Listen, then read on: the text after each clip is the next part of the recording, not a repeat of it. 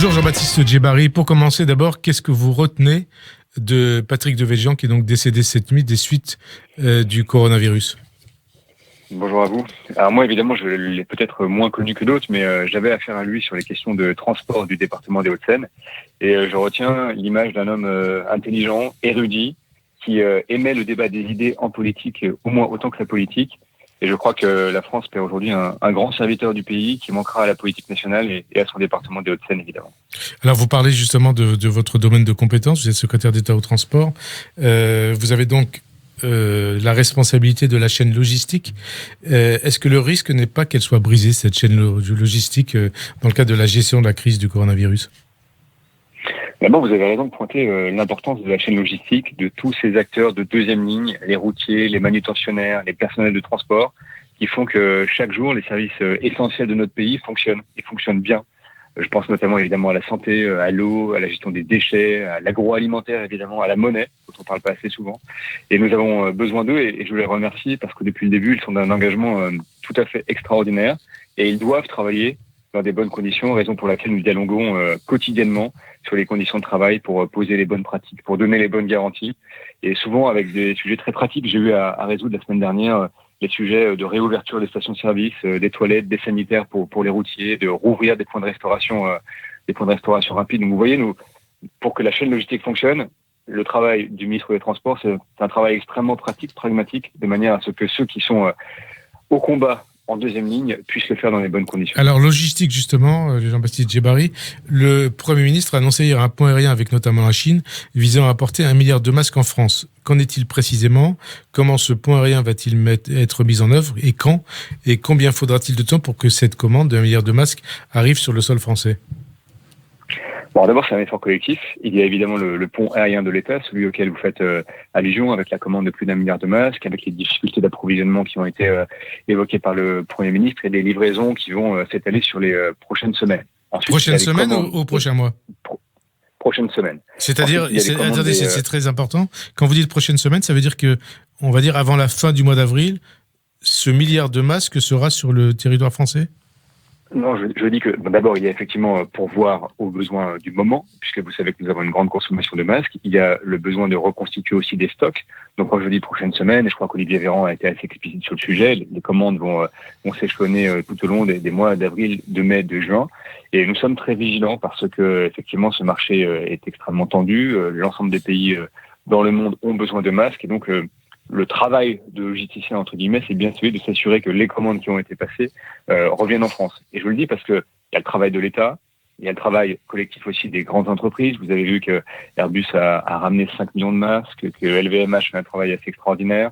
L'État est en soutien. Moi, j'ai aidé il y a quelques jours CMA, CGM, qui est donc un grand opérateur de navire, a ramené plusieurs millions de masques avec l'avion d'Air France qu'on avait positionné à Shanghai. Donc, tout ce travail est collectif. Et puis, il y a un travail aussi ici en France, auprès des TPE et des PME que je mène avec Agnès Pannier-Runacher pour faciliter la distribution des gels, des masques.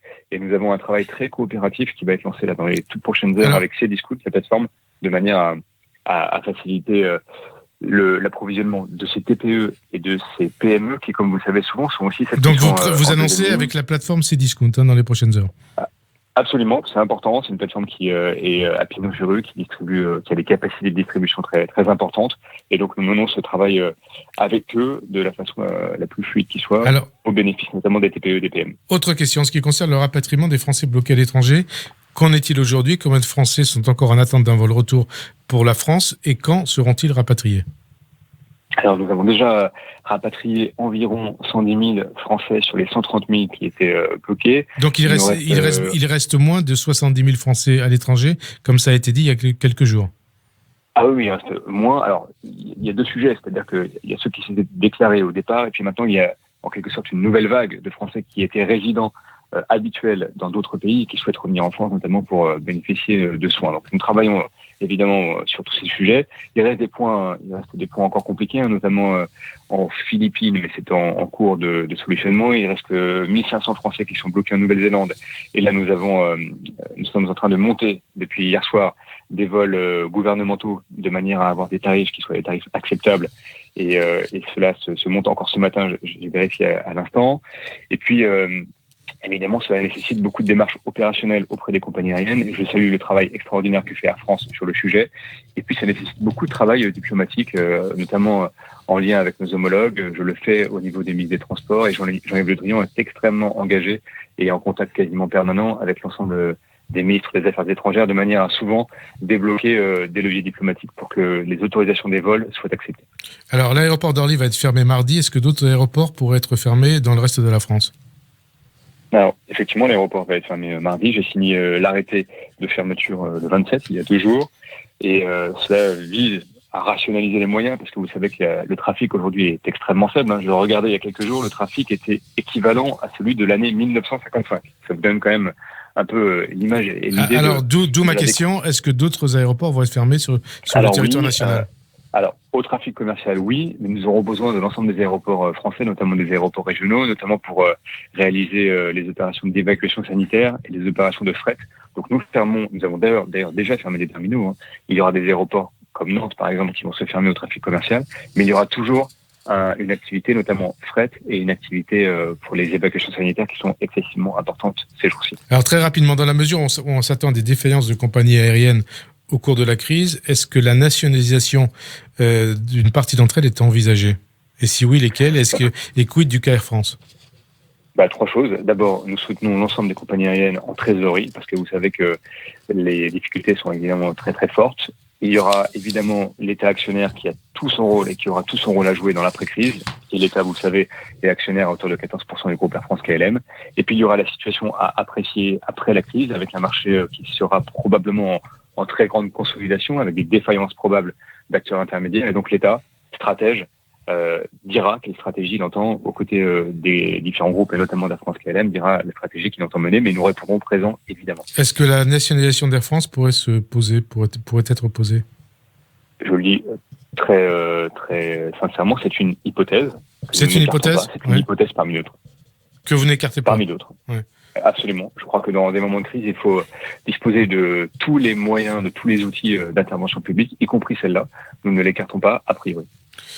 En ce qui concerne le transport ferroviaire, comment va évoluer l'offre ? En clair, est-ce que vous envisagez, d'ici peut-être quelques semaines, un arrêt total des transports ferroviaires, trains et métro, pour des raisons sanitaires ? Alors, d'abord, nous avons toujours besoin des trains, notamment pour le fret. Il y a par exemple 60% du fret ferroviaire qui fonctionne aujourd'hui, et je remercie encore une fois les acteurs de première ligne qui les font fonctionner. Nous avons besoin d'un transport minimal pour les voyageurs. Vous avez vu il y a quelques jours les premiers trains sanitaires qui se sont mis en route. Nous avons par contre régulé beaucoup l'offre, avec notamment les trains à longue distance qui sont très réduits, environ 7% des TGV et des intercités.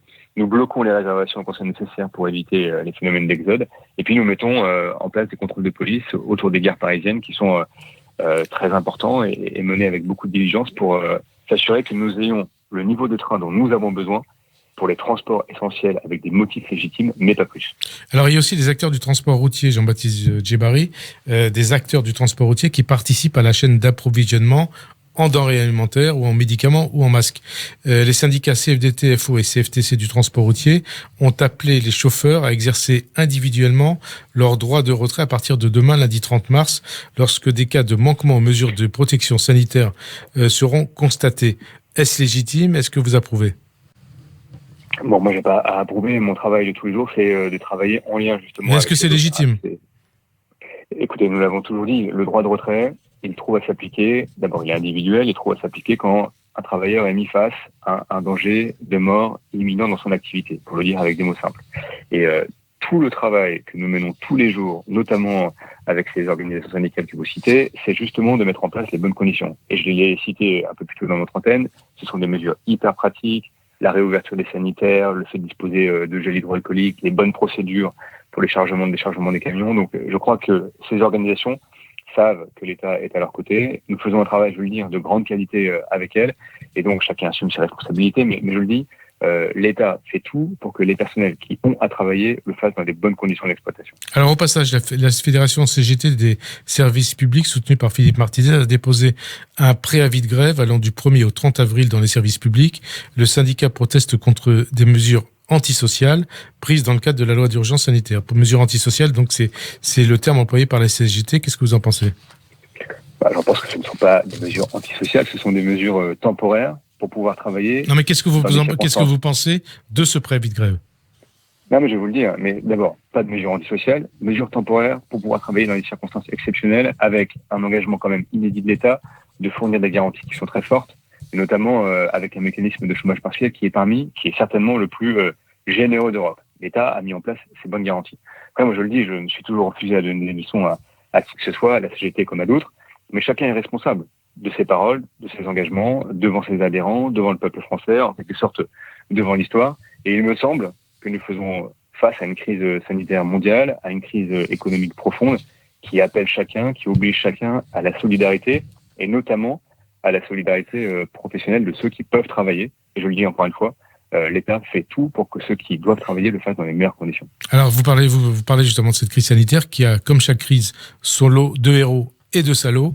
Les héros qui vont au front et les salauds qui s'inquiètent, par exemple, de la présence sur le palier d'à côté de chez eux d'aides-soignants ou de médecins parce qu'ils seraient plus exposés qu'eux au virus.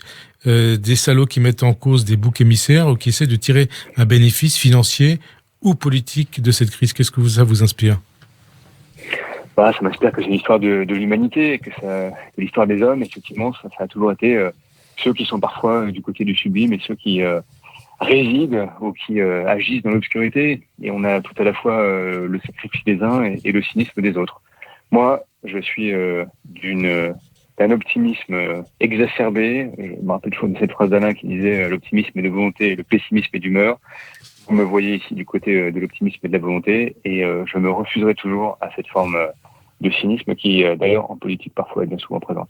Alors, parmi les salauds et les crapules, il y a Alain Soral qui a posté hier une vidéo antisémite sur son site, et je vais citer les propos que Alain Soral tient sur ce site. Je vais quand même, donc je cite Alain Soral, je vais quand même citer les gens qui ont en charge la médecine d'État. Nous avons donc Lévy, Buzyn, Hirsch, Deray, Jacob, Salomon.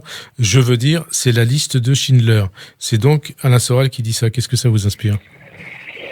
Ça m'inspire la phrase de Gandhi, vous savez, qui dit le monde est fatigué de cette haine. Et ces gens-là sont fatigants, en plus de tenir des propos qui sont condamnés par la loi. Et ces gens-là qui prétendent défendre la France ne font qu'expectorer leur haine, pour reprendre une métaphore médicale. Moi, je crois simplement qu'il ne faut jamais cesser de les combattre. Alors, il y a donc la crise et les polémiques qu'elle entraîne. Les oppositions fourbissent leurs armes pour instruire peut-être demain le procès du gouvernement et de sa gestion de crise. Damien Abad vient d'évoquer juste avant vous sur Radio J un tsunami politique après la fin de la crise. Qu'est-ce que vous lui répondez ? Et est-ce que vous faites d'ailleurs le même constat que lui, tsunami politique après la crise ? Bon, moi, j'ai tendance à toujours me méfier des donneurs de leçons et des prophètes de la désespérance ou qui donnent a priori des leçons dans des circonstances qui sont quand même particulièrement compliquées. C'est le cas de Damien Abad ?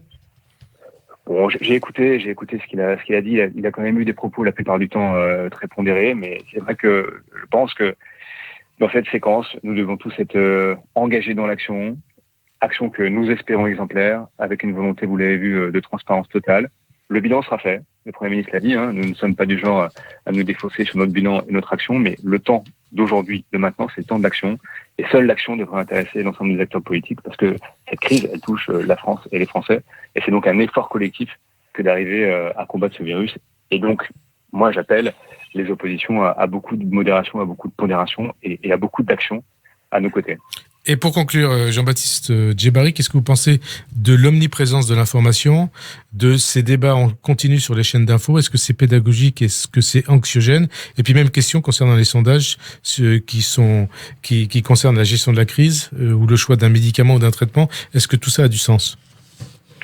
Je pense que vous avez raison, c'est à la fois pédagogique et anxiogène. Les chaînes d'information de nos jours, elles sont à la fois passeuses d'informations et faiseuses d'opinion. Et donc elles ont une grande responsabilité. Et moi, j'ai vécu les séquences des gilets jaunes, des retraites, et parfois mal vécu, parce qu'il y a une forme de saturation de l'information avec des formats qui cristallisent des opinions préexistantes, avec des expressions qui divisent. Donc chacun doit être responsable, mais je crois que l'exercice d'hier, par exemple, de la conférence de presse, était réussi. De l'information, de la transparence, et un exercice, je crois, utile d'utilité publique. Et sur les sondages, moi je crois que ça traduit quand même une forme de dictature de l'instant ou un symptôme inquiétant d'un monde où vous avez un quart des jeunes qui pensent que la Terre est plate ou que le virus a été fabriqué dans un laboratoire chinois. Je crois que la France doit retrouver son esprit des Lumières, doit combattre l'ignorance par la connaissance, doit préférer toujours la raison à l'émotion. Et je me dis que cette crise sanitaire peut nous aider à retrouver ces valeurs françaises cardinales. Merci Jean-Baptiste Djebari d'avoir répondu à notre invitation. On se retrouve tout de suite avec Boris Cyrulnik. À tout de suite.